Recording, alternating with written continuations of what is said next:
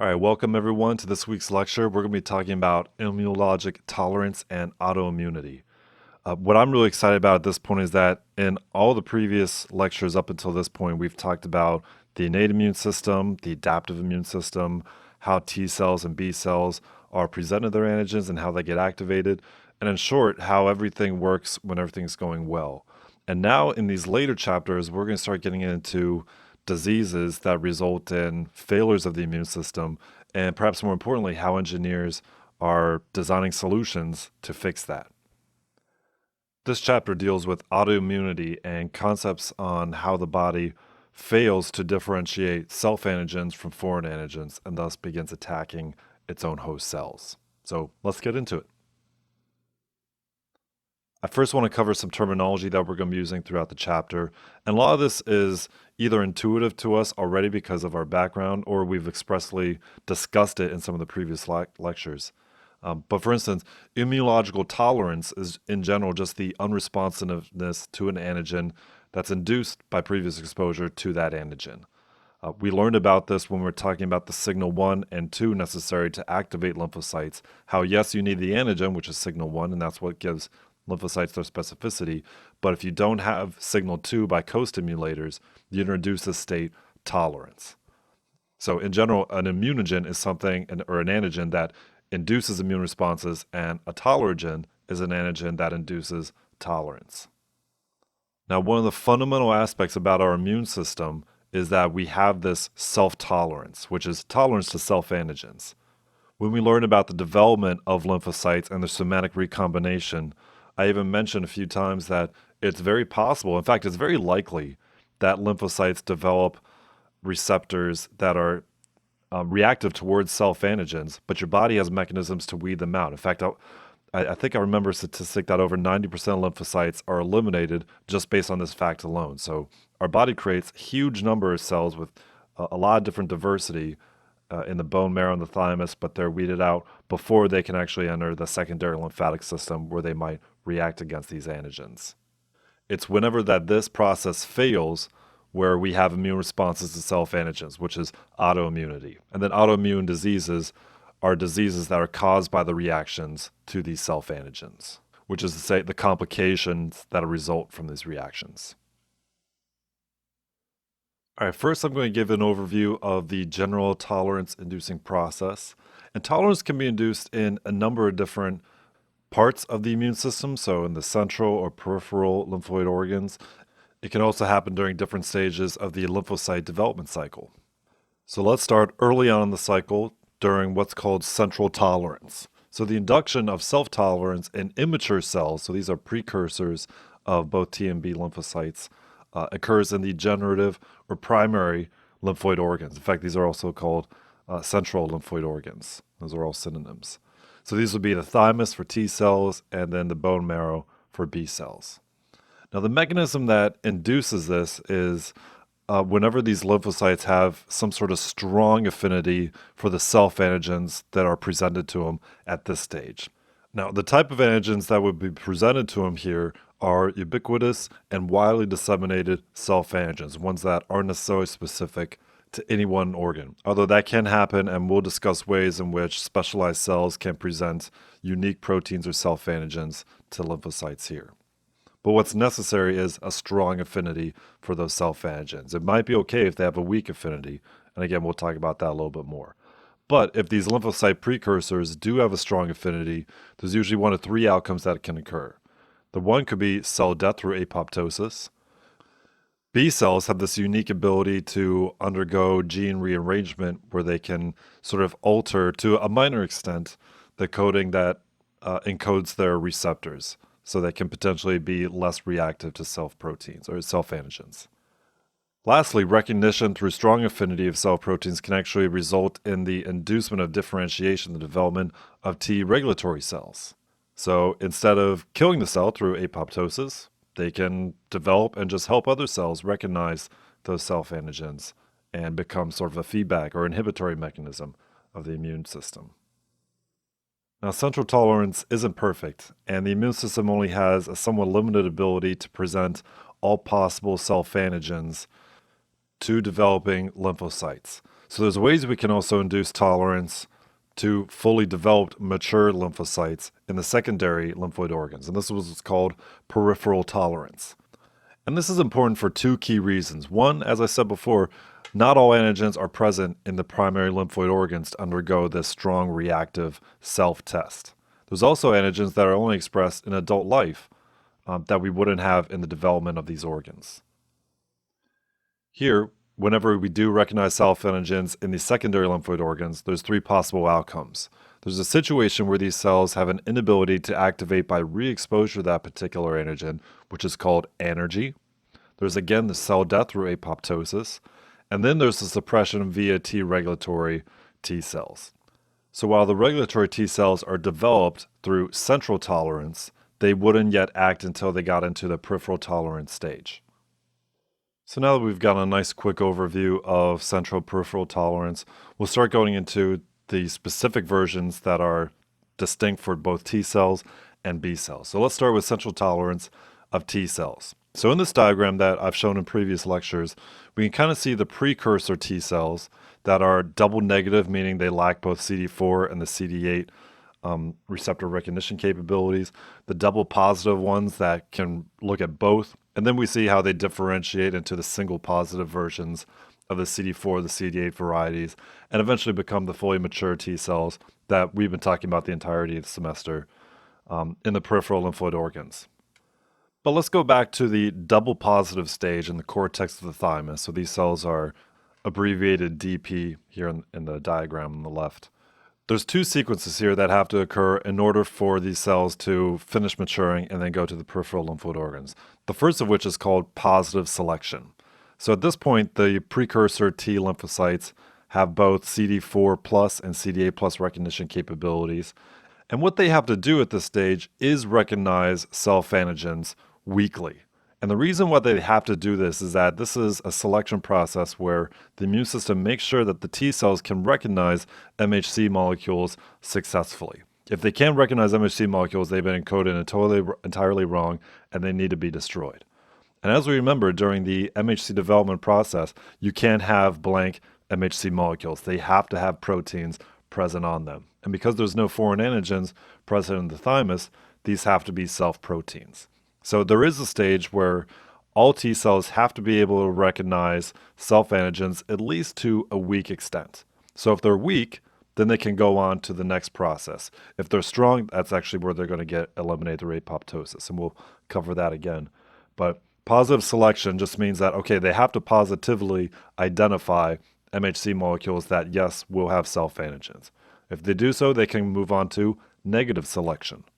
Negative selection is the process in which apoptosis is induced in those particular cells that recognize self-proteins. And two things that govern this are, first of all, the location of the antigen, because if it's in the thymus, we know it's not foreign, and then also the affinity of the receptor. If there's a strong binding, then that's going to induce apoptosis through some of the mitochondrial pathways that we'll get into later on in this chapter. So the takeaways from these two selection processes are that T lymphocytes have to be able to recognize self-antigens, not because we want to train them to recognize those, but they need to be able to recognize and bind to MHC molecules, which have to have some sort of antigen associated with it. So bind weakly to that, yes, but if you bind too strongly, you're going to get deleted, and that's what negative selection is. So then the main kind of question that arises from this and what engineers are racking their brains about is, how is it that strong binding induces death in immature lymphocytes, whereas later on it activates mature ones? And unfortunately, right now, it's not known, and that's sort of why it's $1 billion question. If we could somehow figure that out and then engineer solutions based around that answer, we could solve all autoimmune diseases right now. So as I mentioned before, the self-antigens present in these central lymphoid organs are ones that are ubiquitous and widely distributed and circulating. So they're not specific to any part of the body. There are specialized endothelial cells called medullary thymic endothelial cells that are sort of very specialized antigen-presenting cells that do express unique proteins that are specific to peripheral tissues, so not just ones that are widely distributed. A good example of this would be pancreatic insulin. That isn't widely distributed or present in all tissues, but just the pancreas. And what actually encodes these in the APCs is this gene called autoimmune regulator proteins. And they help transcribe these specialized proteins in just these endothelial cells for the purpose of autoimmune regulation, as opposed to pure function like what the pancreatic cells would do, for instance. Now moving on to peripheral T-cell tolerance, we learned previously during the activation of T-cell chapter that T-cells in order to activate need signal 1 and signal 2. So signal 1 being the specific response of a particular antigen that T-cell receptor is specific to. And then signal 2 responses come from co-stimulators, so like we have here B7 and CD28. CD28 being a very powerful co-stimulator and B7 being its ligand. This results in the proliferation, the activation, further differentiation of that T cell after having those two responses. Whenever T cells are presented with a particular antigen in the absence of a co-stimulator, or maybe even in the presence of a co-stimulator but high amounts of inhibitory receptors, we get a specific type of response called anergy. So this is a type of tolerance, which is a functional unresponsiveness in those particular mature T cells, which means that, yes, they recognize the antigen, but they also recognize that they shouldn't do anything about it. And again, the one thing I want to highlight about activation or anergy or tolerance in general through inhibition is that co-stimulators and inhibitors are always present, and I would say in all cases somehow being activated at least to a certain degree during all activation or tolerance cycles. And it's always a ratio or a balance between these that determine which direction that T cell is going to go. So when there's a higher ratio or higher strength in the inhibitory receptors compared to the activation or co-stimulating receptors, then we get anergy and tolerance. The primary inhibitor in this case would be CTLA4, which is a competitive inhibitory receptor of CD28 that outcompetes it for the same ligands that belong to the B7 family. Here are a few stats here about CTLA4. This receptor actually has a 10 to 20-fold times higher affinity for B7s compared to CD28, so it's actually a stronger receptor. It's present on both CD4 and CD8 plus cells, and it's also active on T regulatory CD4 plus cells. We also learned about another inhibitory receptor called PD1, which binds to the aptly named PD-L1 and L2 ligands. So instead of outcompeting for the same BC7 ligand that CD28 binds to, it actually just works to inhibit intracellular signaling processes brought on by both the T cell receptor and CD28. And it's found primarily on CD8 plus cells as opposed to CD4 plus cells. An important difference between these two inhibitory receptors is that CTLA4 is meant to block the initial activation of a particular T lymphocyte, whereas PD1 comes into play more after a T cell has already been activated. So that particular receptor only pops up and gets expressed in activated T cells, and it's more meant to stop the responses of an effector T cell as opposed to prevent the activation in the first place, as is with CTLA4. So in this particular picture here, we see the two different mechanisms through which CTLA4 specifically acts. In the first case, in scenario A, an antigen-presenting cell presents its antigen, and it might have some amount of B7, but that starts the initiation of this activation process. What I actually don't like about this picture is that it looks like it's a very sequential order. I never quite got that impression from my readings.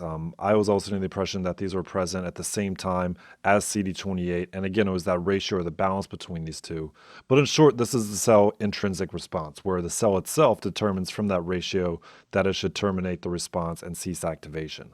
In scenario B, we have in cell extrinsic, because the cell isn't necessarily making that decision, because we have the help of a regulatory T cell that, with its addition and recognition of the CTLA4 binding, prevents the response of that particular T cell from responding to that antigen. Now, both CTLA4 and PD1 act as checkpoints in which they set up blocks that prevent those cells from activating and thus induce this inhibitory mechanism. Well, scientists have cleverly figured out that they can actually block these checkpoints and thus make up what's called a checkpoint blockade that reduces inhibition and keeps these cells activated. This is particularly important for chronic viral infections or cancer, where we have this prolonged period of activation in the absence of a strong innate immune response. So the first antibody developed for this was against CTLA4. This was in 2001 against melanoma. The first PD1 checkpoint blockade developed by a Japanese company, Optivia, was approved in 2014 for various cancer treatments. This was made by Bristol Myers Squibb. And then the first U.S. approval was by Merck, blockbuster drug Keytruda, which came out in 2016. Now, an important cellular mechanism for tolerance comes in the form of T regulatory cells, which we've talked about before. So, regulatory cells are a subset of CD4 plus T lymphocytes that help suppress the immune response and maintain self tolerance. A few specific things about them is that they always express high levels constitutively of the IL-2R alpha portion of that receptor, right? So we learned that T cells need IL-2 in order to survive. Only activated T cells get the alpha part of this receptor. They always express the beta, the gamma portion. But that's dependent on activation. T regulatory cells, on the other hand, always express this alpha receptor, so they can always feed off it, and that's why they have much longer lives and can stick around longer compared to other T lymphocytes. Another key phenotype that I see pop up in journals all the time, but is less discussed so in the book, other than this section, is the presence of this FOXP3 gene, which is important for some of the intracellular transcription processes that occur in T regulatory cells. So I'm not going to mention that transcription factor further, and we'll go on to just talk about the fact that these regulatory cells also express high levels of the CTLA4 inhibitory mechanism. Again, that's partly because they're responsible for stopping the initial activation, and it's only PD-1 that comes in later for the prevention of the already activated cell. So that's why CTLA4 is important here. There's actually subtypes of T regulatory cells. There are, I guess, the classical thymus-derived Tregs, which are specific against self-antigens. They're one of the two outcomes of a strong recognition of self-antigens in these central lymphoid organs, the other being apoptosis. But T regulatory cells can also develop in the peripheral lymphoid organs. So these P-Tregs are sometimes called adaptive or inducible T regulatory cells because they're not trained that from the start. Their development of that subtype due to the particular response either of self-antigens or foreign antigens. So that's an important difference between these two subtypes, is that the thymus or the central derived T regulatory cells only specific against self-antigens. Again, remember that's because only self-antigens are present in the thymus, whereas in the peripheral lymphoid organs, you have a mixture of both self-antigens and foreign antigens. T regulatory cells have their suppressive functions primarily through three different mechanisms. One is through the production of the immunosuppressive cytokines IL-10 and TGF-beta. We'll talk a little bit more about these on the next slide.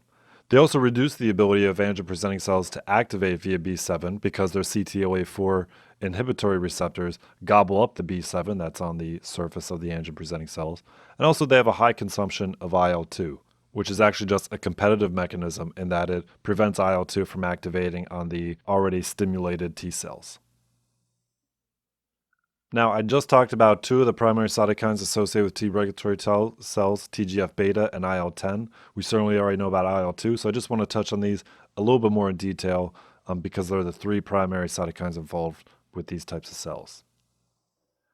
TGF stands for transforming growth factor beta, and this cytokine actually inhibits the M1 macrophage subtype and its activation, and also prevents the activation of neutrophils and endothelial cells. So let's not think of this as strictly a preventative measure for T cell activation, but a regulatory cell in general that has broad capabilities.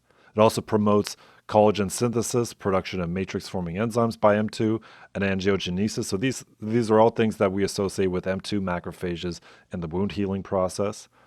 It also stimulates the development of both further T regulatory cells and also the Th17 subtype, which is sometimes a little odd because sometimes we associate M2 macrophages with the Th2 subtype, but TGF-beta actually suppresses Th1 and Th2 subtypes. So there's both overlapping and contradictory measures of these wound repair and inflammatory responses between the Th2, M2 macrophages, and regulatory cells. IL-10 is a cytokine that inhibits the production of IL-12. IL-12 itself is responsible for stimulating IFN gamma, which we associate with the Th1, CD4 plus subtype, and M1 macrophages and so on. So IL-10, while it doesn't directly suppress IFN gamma, does so indirectly by suppressing IL-12, which is sort of an intermediary in that case. It inhibits the expression of both co-stimulators and also class II MHCs, which are associated with CD4 subtypes in general. IL-10, by the way, is not specific to T regulatory cells. They're produced by many different types of cells for various situations, including macrophages. And then back to IL-2, which is sometimes called T cell growth factor. It's required for the differentiation, survival, and functional competence of all T cells, but also T regulatory cells. The important thing is, though, is that while other T cells produce IL-2, T regulatory cells do not produce this cytokine. So they rely on its production from other T cells that respond to self and foreign antigens. Now, because some of the results by recognition of self proteins is apoptosis, I want to talk about that process a little bit more. We've discussed this sort of on the peripheral surface layer a few times in class, but now I want to go into it a little bit more in detail. Now, there's two main pathways that can induce apoptosis. One is the intrinsic or mitochondrial pathway, and then there's an extrinsic pathway that we'll get to on the next slide. The intrinsic pathway is regulated by a gene family called BCL2, which actually got its name because it was first discovered as an oncogene, one that causes cancer in B-cell lymphomas, hence BCL. Well, Dr. Brewer, where does the 2 come from? I think that's a great question. I don't know. Anyways, this process starts off through any number of different mechanisms, whether it's deprivation of a growth factor, noxious stimuli, DNA damage, or perhaps the strong recognition of a particular self-antigen in immature lymphocytes. These initiate the activation of what are called BH3 only proteins, named so because they bind to proteins in the third step that I'm just about to describe. BH3 proteins then activate another protein, which activates one of two pro-apoptotic proteins, BAX and BAK. The reason why I glossed over the second step and am now talking about this third step in detail is because there's two anti-apoptotic proteins, BCL2 and BCLXL, which we've brought up before. There's some of the reasons why memory cells live for so long. They have high concentrations like this. They're induced by certain growth factors. So think of us as always having BAX and BAK in our cells capable of inducing apoptosis, but we also have these anti-apoptotic proteins that keep them in check. And whenever we're fed growth factors, then our host cells can block the apoptosis mechanisms. Whenever this doesn't happen, then BAX and BAK are free to carry out their apoptosis mechanisms, which starts by them gathering at the mitochondrial membrane. As they gather and aggregate there, they start creating pores in the membrane, which makes the mitochondria leaky. The leakiness and permeability of the membrane then allows for mitochondrial components to leak out into the cytosol, which activates certain cytosolic enzymes called caspases. And this initiates an entire cascading process of enzymes that cleave proteins and make further enzymes that eventually induce DNA fragmentation and other changes that cultivate an apoptotic cell death. Now, this particular mitochondrial intrinsic pathway is important in two different processes. One is the recognition of self-antigens without co-stimulation. So think of that as occurring during the middle life of a particular T cell. The other function occurs at the bookend, so both during the developmental cycle and then the very end of an immune response. So during the developmental cycle, we have negative selection, and that's where apoptosis would be induced. And then lastly, we have during the contraction phase where a pathogen has been cleared, there's no longer an infection or a danger, yet we still have activated T lymphocytes. So eventually they lose their ability to find any more antigen, and then they start accumulating these pro-apoptosis proteins that induces death through this mechanism. The next pathway we're going to discuss is the extrinsic pathway, which is triggered by death receptors that are homologous or similar to the TNF, tumor necrosis factor family of receptors. The most well-known cell death receptor is FAS, which, as you might remember, is triggered by both natural killer and CD8 plus cells through the ligand FASL. If you can remember everything about the intrinsic pathway, the extrinsic pathway is a lot simpler because it induces all the parts, the capsases that occur outside the mitochondrial pathway, and then these two pathways converge by creating some of the more downstream protein enzymes that belong in the capsase family. Again, these result in DNA and nuclear defragmentation, which initiates the apoptosis cycle. Now, this pathway function occurs during repeated stimulation of T cells that cause for the increase of both the FAS receptor and the FAS ligand on T cells. Now, as I mentioned, these can be used for the inducement of killing of other cells, like through natural killer CD8 plus cells that want to kill an infected cell. But it's also important to note that from an autoimmune perspective, that these ligands that are expressed on certain T cells can act on their own host cell receptors. So a receptor on the surface of a cell will bind to ligands on its own surface, or this can occur in adjacent T cells as well.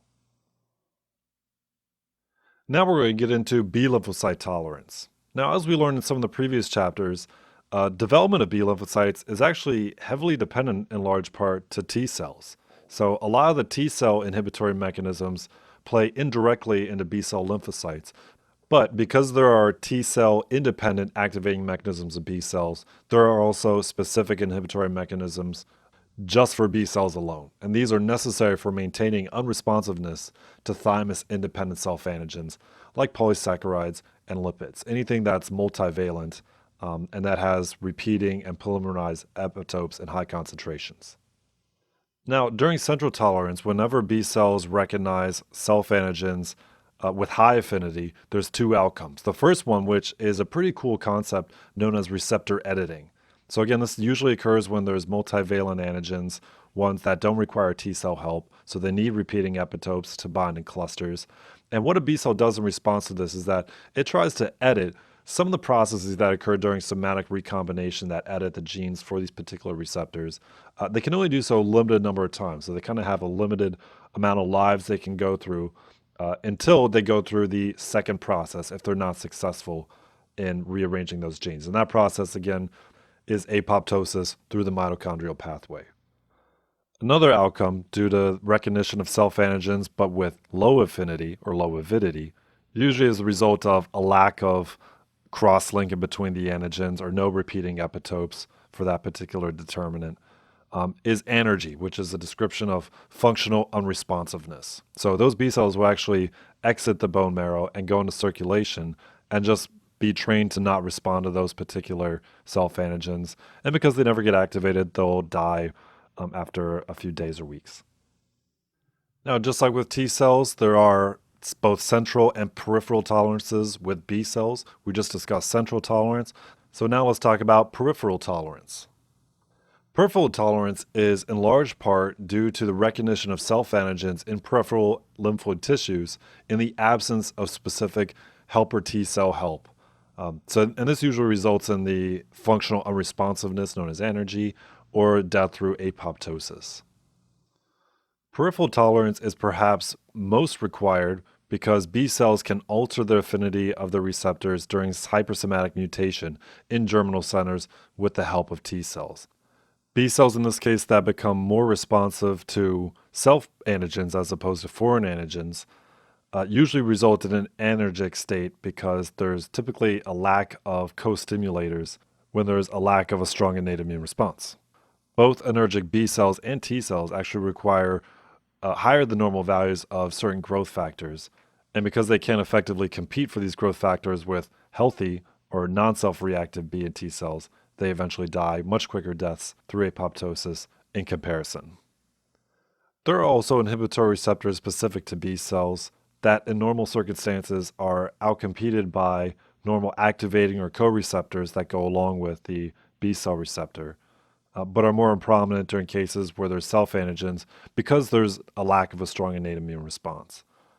CD22 is one that's well known for B cells. One that's general for all lymphocytes is of the Fc gamma receptor family, in this case R2b, which, as we learned, is very functionally similar to Fc gamma R2a and c, except for a cytoplasmic tail that has inhibitory mechanisms rather than activating mechanisms. So now that we previously learned about activation of lymphocytes, and now that we know about the concept of tolerance, whenever it comes to autoimmune diseases, the question that scientists and engineers always ask are twofold. One, how did self-tolerance fail? And then even if that continued, how did self-reactive lymphocytes become activated in the first place, particularly if there's a lack of a strong innate immune reaction? One very unsatisfying answer, I think, is that some patients are just genetically susceptible to autoimmune diseases. But another more intuitive answer is that, yes, people might be reactive against self-antigens, but because normally they lack a strong innate immune response against these, nothing gets activated. However, when there's some environmental trigger like an injury or infections that themselves would normally activate the immune system and get cleared, they also, as a byproduct, activate those self-reactive proteins because all of a sudden, now then those lymphocytes that had only just signal 1 to begin with, all of a sudden have that signal 2 through a different disease or a different pathogen that triggers an autoimmune function. And as soon as that reaction is going, it's almost self-sustaining. The second mechanism, by the way, is how some allergies can develop later in life as opposed to being born with them. It's that, yes, we had lymphocytes active against those particular benign antigens, and it wasn't until we got some sort of infection or other sickness that induced that signal 2 to trick the body into thinking that that benign antigen was somehow dangerous. And then as we develop memory against it, then it pops up every time, for instance, pollen season pops up. There's some general features about autoimmune diseases. One is that they can be systemic or they can be organ-specific. Lupus, for instance, is a systemic autoimmune disease that results in the product of circulating immune complexes. In contrast, multiple sclerosis and type 1 diabetes are organ-specific autoimmune diseases. Furthermore, autoimmune diseases tend to be chronic, progressive, and self-perpetuating. So the question is, why do you think this would be? Why would they be chronic, progressive, and self-perpetuating? And the answer is that it's because the antigens that trigger them are persistently in us. We code the own antigens that trigger these autoimmune diseases. So they're never going to go away. And furthermore, once an immune reaction starts, there are a lot of amplification mechanisms and positive feedback loops that, as a result of these perpetuating self-antigens just always being present, just continue that reaction nonstop. And that's why if whenever the initial reaction of one of these is triggered through an innate immune response of a different pathogen, even if we get rid of that pathogen, these reactions can just continuously occur and just be chronic for maybe the lifetime of the patient. Now, there are a number of different abnormalities that lead to autoimmunity. The primary cause is some sort of defective self-tolerance mechanism, which is usually just the inadequate elimination of or regulation of T or B cells, which then leads to an imbalance of lymphocyte activation and control, and that's what leads to all autoimmune diseases. Remember, whenever the genes are rearranged to cause the coding for the T and B cell receptors, our body has no way of knowing whether or not they're coding for something that's a self-antigen or whether it's a foreign antigen. So it's always make the potentially dangerous products first, and then try your best to eliminate the ones that might be self-reactive. So it's almost kind of a dangerous balance. And even though our body is fantastic at eliminating 99.9 and then many repeating units of potential lymphocytes that are reactive against self-proteins, there's just many opportunities where this process can fail, in part because we code so many different lymphocytes. So, and as we just learned about all these different functions, this could be defects in the deletion or negative selection process, defective numbers or functions of regulatory T lymphocytes, defective apoptosis mechanism, or inadequate functions of the inhibitory receptors. Other reasons could be the inadequate clearance of self-antigens that are normally not present in areas, locations, or in concentrations that would originally be used to clear out those particular lymphocytes. Neoantigens or self-antigens that come about due to some sort of structural changes or enzymatic modifications through cellular stress or injury can also result in new types of antigens that wouldn't have been cleared during central tolerance mechanisms. Lastly, as I mentioned just on this slide alone a few times, is that an initial inflammatory or innate immune response reaction can perpetuate that signal 2 mechanism, so that lymphocytes that had only signal 1 to start will all of a sudden activate and then continue on their own once they've been in the activated state adequately for a long enough time. I also want to point out that a lot of research into autoimmune diseases focus specifically on the role of T lymphocytes for two big reasons. First of all, T cells are key regulators of all immune responses to proteins. So, and this is not just restricted to the T cell side, but certainly responses by B cells that require T cell activation and memory functions require T cell help. Second of all, it has to do with the genetic link as well, is that several autoimmune diseases are genetically linked to the MHC genes that also code the MHC complexes that T cells recognize. Now, for those of you following along in the book at home, I'm skipping a few pages that talk about the genetic influence on autoimmune diseases, in part because we skipped a lot of the chapters that deal with the genetic combinations that code for lymphocyte and cells of the innate immune systems. So now I'm going to jump into the roles of infections in autoimmune diseases. So I previously described the phenomena in that you might have self-reactive proteins in the body that only provide the signal 1 to lymphocytes that have managed to bypass central tolerance, but don't react in the peripheral lymphoid organs because there's no co-stimulators, there's no signal 2. However, when a patient that has those autoimmune reactive lymphocytes gets some sort of infection, then that initiates the abundance of co-stimulators and ligands for those co-stimulators. And that's what initiates also the autoimmune reactions that continues on even when the pathogen is finally cleared. This phenomena is called the bystander activation because the pathogen just acts as a simple bystander and it gets cleared under normal means. It's just the autoimmune disease that is usually a lot more detrimental to the patient that continues on.